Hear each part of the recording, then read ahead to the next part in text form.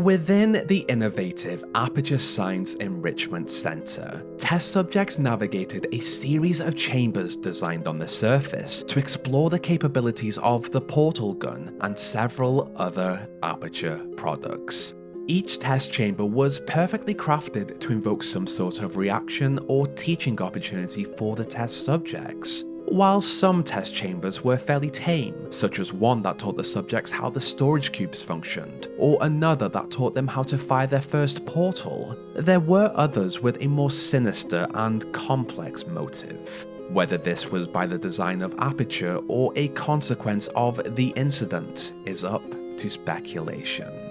One chamber would become arguably the most memorable out of this testing sequence, a level that masterfully intertwined psychological manipulation with gameplay that left a lasting impression on players, an impression that on replays through the game would continue to instill that sense of panic, regret, and in my case, remorse, all because of one cube. What made this chamber so unforgettable? How did it give rise to a chilling fan theory? And why was the instruction at the end of it so difficult to complete? In this video, we explore the psychological torment of Test Chamber 17 in Portal. As a side note, I will tell this story without the knowledge of the reveal at the end of Portal. I believe it adds to the chamber. After Chell woke up in the Aperture Science Enrichment Center Relaxation Vault, she was introduced to and was guided through the test chambers by the voice of an AI system, GLaDOS. To complete these tests, she made use of the Aperture Science handheld portal device to generate portals and dropped Aperture Science weighted storage cubes on pressure plates. However, there was something off about this whole experience. The player, as Chell, was guided through a facility as a test subject, but in the windows installed for observation, there was never a sign of life. Alongside this, as Chell worked her way through, the AI system appeared to malfunction or blatantly lie on several occasions. Most importantly, under no circumstances should you. As part of a required test protocol, our previous statement suggesting that we would not monitor this chamber was an outright fabrication. Good job. Hello again. To reiterate, previous warning. Momentum. Something was wrong, but all Chell could do was move forward and follow the instructions of GLaDOS. By the time Test Chamber 16 had been reached, another disturbing factor entered the situation. Due to mandatory scheduled maintenance, the appropriate chamber for this testing sequence is currently unavailable. It has been replaced with a live fire course designed for military androids. The Enrichment Center apologizes for the inconvenience and wishes you the best of luck. These turrets were deadly, and alongside what appeared to be a test designed to kill her, Chell used the gun and navigated through the chamber. Something interesting was also discovered here. A partition of the wall had been pulled out, and inside appeared to be a region in which someone had lived for a short time. On the walls, ramblings. The cake is a lie. This could have simply been a part of the test, though. Regardless, it was unsettling. Having survived the turret onslaught of Test Chamber 16, test subject Chell stood patiently in an Aperture Science elevator as it took her to her next location. Having displayed the unsettling tone of the chambers, a sense of unease and emptiness in the air, and confusion for the player and Chell's experience up until this point, there was something that was not quite right. And with it, we enter Test Chamber 17. As the chamber lock opened, Chell heard the familiar hum and sounds of Aperture outside of these walls as she progressed into a hallway. In the distance, the light flickered on as the chamber's sign came to life. This would be a test that she and the player would never forget. This board always showed the chamber number, how many chambers were in this testing cycle, and the obstacles and hazards the subject would have to use or avoid to complete it. It appeared to be simple enough. A weighted storage cube would be dropped into the chamber through a vital apparatus vent. There was a risk of injury if the subject was underneath it, and there were also high-energy pellets and pellet receptacles to catch them in order to activate some sort of contraption within. At least Aperture appeared to be compliant with OSHA regulations to reduce the risk of the subject getting flattened or fried. The previous chamber, Test Chamber 16, had offered significant physical consequences if portals were generated in the wrong place. Test Chamber 17, however, offered something completely different. Before the progression of this chamber, it should be noted that the only communication or companionship of any sort so far was through the AI system GLaDOS. The player was dependent on her voice and instructions, even if the voice sometimes malfunctioned or led to injury. Because of the relationship developed between Chell and GLaDOS, the AI, in the absence of any human contact, was a sort of authority figure. The vital apparatus vent will deliver a weighted companion cube in 3, 2, 1. Now this is where the true test began. This cube was different from the other ones Chell had used in the previous chambers. It was a companion cube, not a simple storage cube. A label on the floor depicted a heart emanating from the cube as someone held it, subtly forming a bond between Chell and the object. The word companion and the heart gave the cube a human-like quality. This anthropomorphization of the cube essentially began the formation of a bond between Chell and the cube, a bond she had not experienced during her isolation in Aperture. This weighted companion cube will accompany you through the test chamber. Please take care of it. With these clear instructions, Chell moved forward with the cube and used it to climb over the first obstacle. She even used it as a shield to repel high-energy pellets to survive 2 long claustrophobic hallways. These were simple tests within the chamber. The symptoms most commonly produced by Enrichment Center testing are superstition, perceiving inanimate objects as alive, and hallucinations. The Enrichment Center reminds you that the weighted companion cube will never threaten to stab you and, in fact, cannot speak. This announcement about the superstition that the companion cube could be alive was bizarre. Yet, it built upon the already established anthropomorphism of the cube. This planted a seed of paranoia about the actual sentience of the companion cube. Was it actually alive? What was happening in this facility? If the cube spoke, was it real? Despite these factors at play, Chell continued on with her companion. It was here that she reached the center of the chamber and the objectives to continue with Test Chamber 17 became clear. There were 3 platforms that required power to activate. For this, 3 power receptors waited for 3 energy pellets to be guided into them.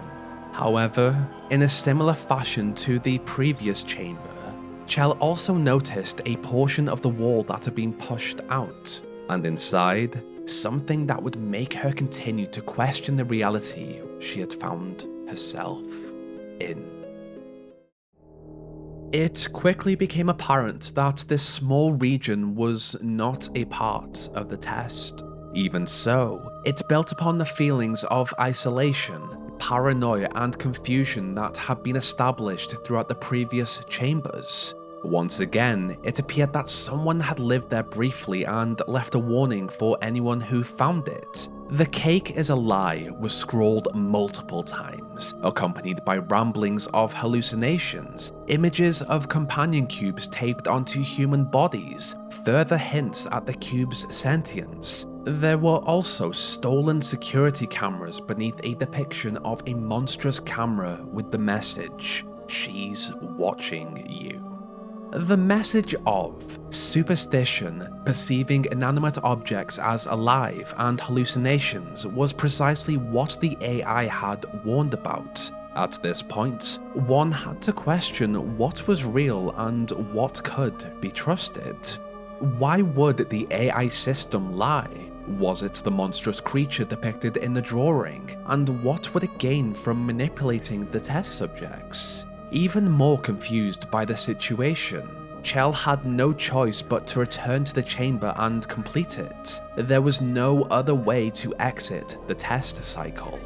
With her portal gun, Chell navigated an energy pellet into a portal and into a receptor, causing one of the platforms to elevate into position. Using the cube, Chell bounced another pellet into another receptor, elevating the second platform. The Enrichment Center reminds you that the weighted companion cube cannot speak. In the event that the weighted companion cube does speak, the Enrichment Center urges you to disregard its advice. Even as she worked to complete the task, the chamber continued to suggest the sentience of the companion cube, and their bond grew stronger. For the final energy receptor, Chell placed the cube on a pressure plate to open one obstacle in front of it. Standing on another plate herself, the subject opened the other obstacle and watched as a high energy pellet guided past them into the receptor. Having completed this task, Chell grabbed her companion cube, and together, they moved towards the next section of the chamber. From the moment Chell and the player had stepped into Test Chamber 17, they had been conditioned to not only view the companion cube as a sentient being, but they had also formed a bond with it as a result of their isolation so far.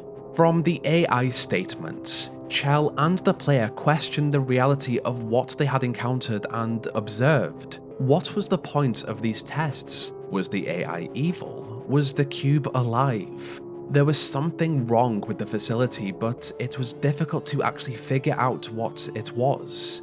Even so, this chamber had given Chell a companion.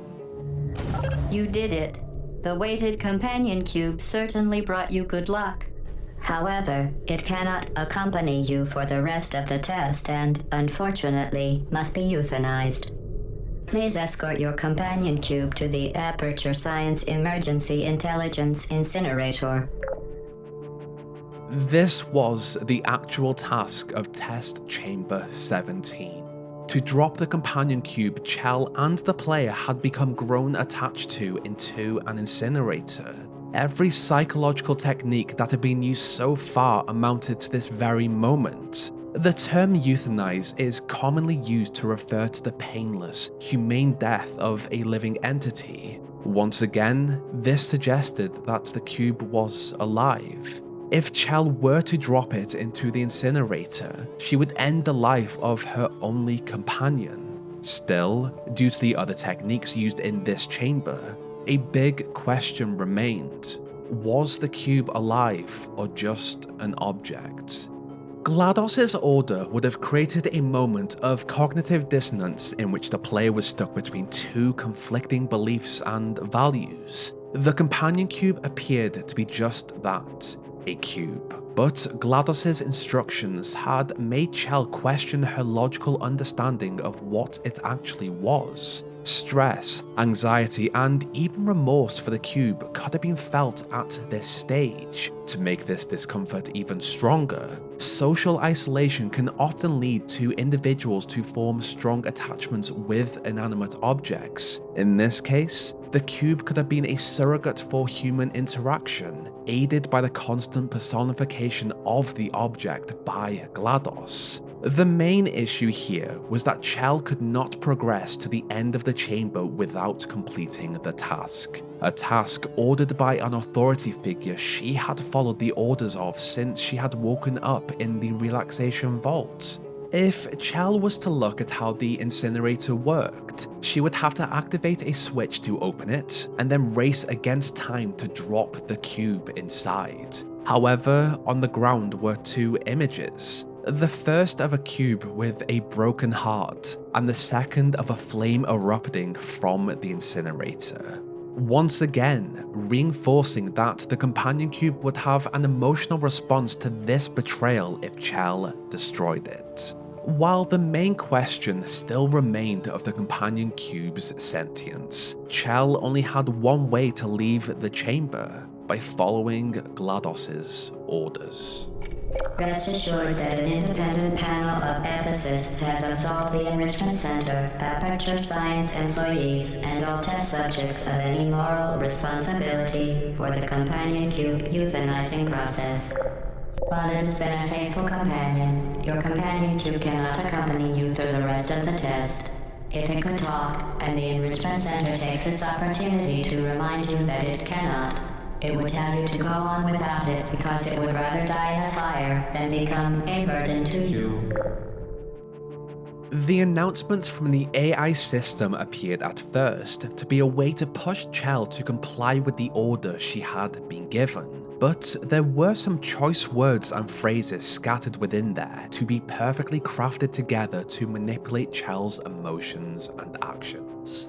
If it could talk, and the Enrichment Center takes the opportunity to remind you that it cannot, created another situation that relied on Chell's empathy, while still denying the cube's sentience. By stating that the cube would want the player to go on without it, also directly contradicted the image of the cube on the floor with a broken heart. This moment was perfectly put together to increase confusion and an emotional strain. If Chell continued to stand there, unable to bring herself to kill the companion cube, GLaDOS would continue to repeat information and instructions on a loop. Testing cannot continue until your companion cube has been incinerated. Although the euthanizing process is remarkably painful, 8 out of 10 Aperture Science engineers believe that the companion cube is most likely incapable of feeling much pain. The companion cube cannot continue through the testing. State and local statutory regulations prohibit it from simply remaining here, alone and companionless. You must euthanize it. Destroy your companion cube or the testing cannot continue. This consistent psychological pressure put on the player would have tested their resolve. That was, if they felt anything for the cube and had empathy. Non-compliance was linked to the lack of progression, but progression led to the destruction of the cube that 8 out of 10 Aperture Science engineers believed was most likely incapable of feeling pain. Why was it that the other two believed it did feel pain? The phrase "most likely" also suggested uncertainty in that statement. Each statement attempted to warp Chell's sense of reality and essentially gaslit her into maybe believing that this cube was sentient. Regardless, eventually, with no other way to leave the chamber, Chell had to comply and, against what she believed to be correct, dropped her companion cube into the incinerator. You euthanized your faithful companion cube more quickly than any test subject on record. Congratulations. If the player was already feeling guilt about the destruction of their cube, this statement would have amplified it immensely. And from GLaDOS's statement, Chell's companion cube was not the only one. The test subject was just a monster for euthanizing it in record time.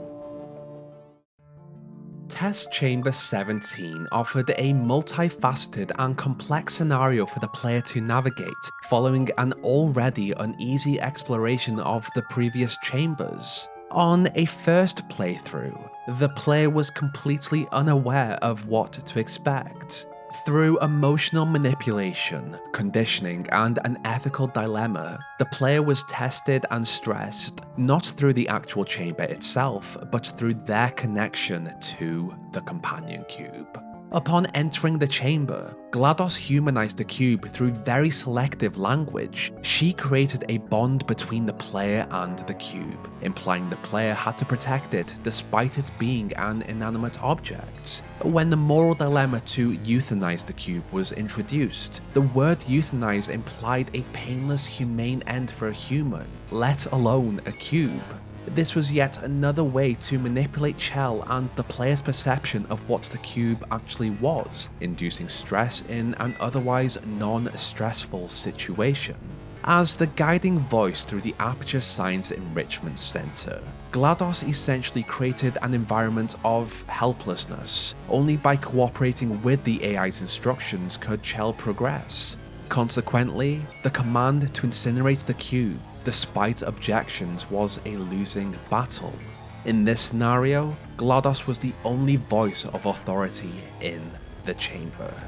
Chell's isolation for hours in an empty facility with only the voice of GLaDOS to guide her had also had a significant impact. The companion cube acted as her only companion in this place, and the decision to destroy it was psychologically tormenting.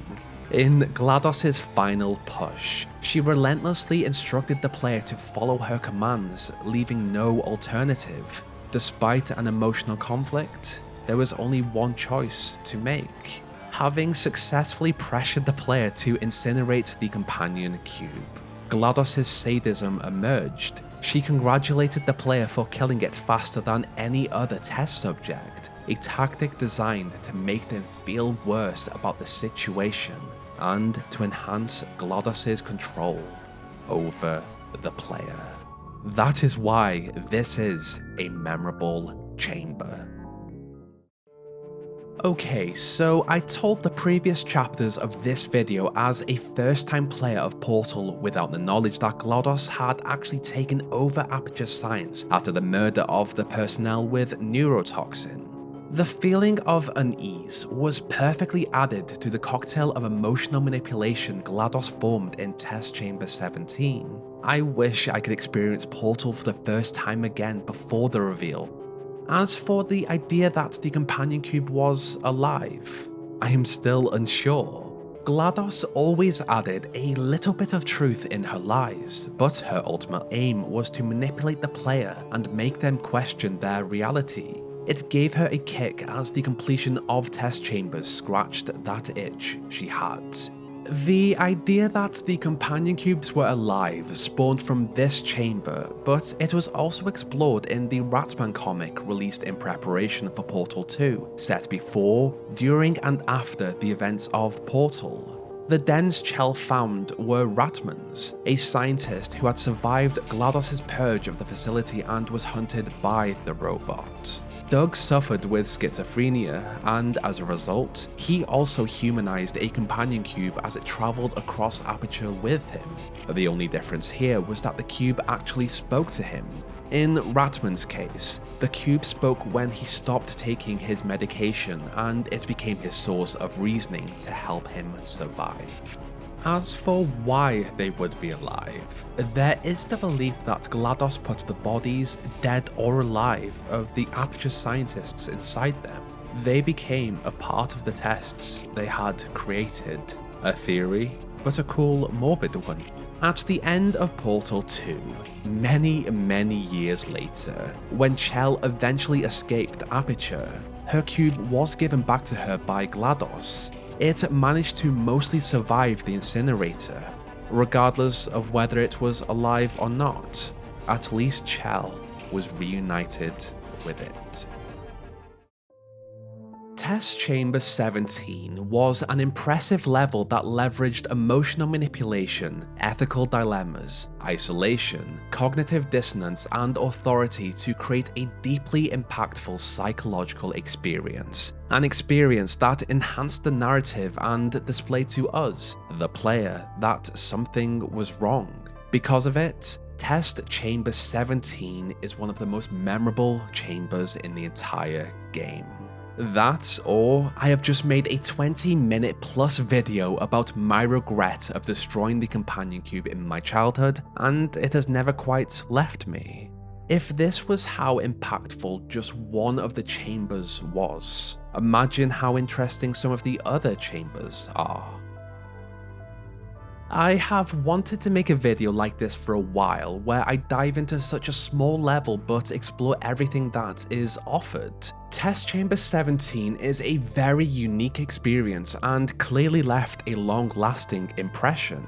I would like to push that the effects described in the video and chamber were most powerful when the player did not know the twist of Portal, that GLaDOS was in fact alive and purposely manipulated the player. However, even now, I feel guilty for dropping that cube into the incinerator. While writing this video, I asked you guys on the community tab what you did.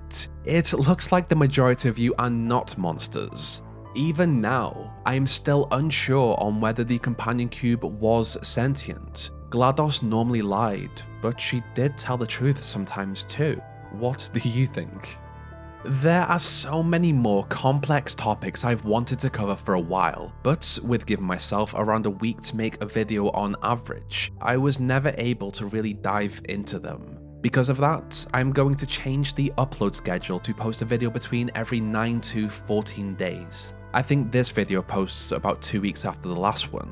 It would mean I would be able to work on more interesting, complex topics, have some time away from the computer, and make the videos the best quality they can be. I am also looking for a thumbnail designer to work with for future videos. Hit me up on Twitter @Skyrion if you're interested and familiar with Portal, Half-Life, and Doom. If you're watching these videos, you probably are. That was everything I wanted to say. If you enjoyed this story and lore, then go ahead and like the video and subscribe for more content like this. Share it with other people who also enjoy Portal. Finally, I would like to thank my gold tier patrons and channel members: Jonas, Lewis, Queen Arby, Fluffy the Dragon, Chicken Guy 791, Ruben Mendoza, Duke, Toadnut, Oren X, Azu, Karatana, AJ, Verona, Comfy, BG Games, Apravis, Arnis, Blaze of Glory, Cole Sherman, Yowli Rodriguez, Nabar, 501st Clone Boy, and Drakey Phoenix. Did you hesitate at all when you were ordered to drop the cube into the incinerator? Do you think the companion cube was alive or just an object? And what would you like me to cover next? Please let me know in the comments below. This is where our story ends.